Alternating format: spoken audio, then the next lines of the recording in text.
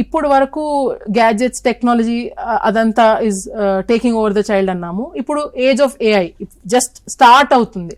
Next 3 years 4 years లో AI could be the next thing which is taking over childhood. ఇలాంటి టైంలో మీ దగ్గర ఉన్న ఒక్కటే వెపన్ ఏంటంటే కనెక్షన్.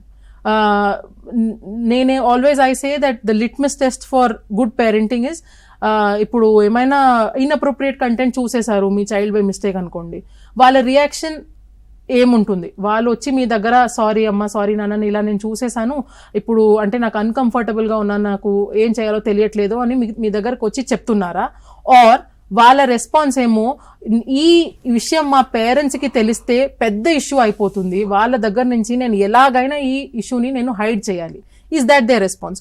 వాళ్ళు ఓపెన్ గా వచ్చి మీ దగ్గర కమ్యూనికేట్ చేస్తున్నారు, ఓపెన్ గా వాళ్ళ ఇష్యూస్ ఏంటో వాళ్ళు వచ్చి మీ దగ్గర చెప్తున్నారంటే you have done an excellent job.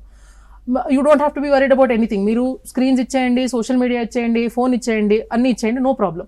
వాళ్ళు మీ దగ్గర నుంచి దాచి వాళ్ళు చేస్తున్నారు, వాళ్ళు మీతో షేర్ చేయట్లేదు, వాళ్ళ లైఫ్లో ఉన్న ఇష్యూస్ షేర్ చేయట్లేదు.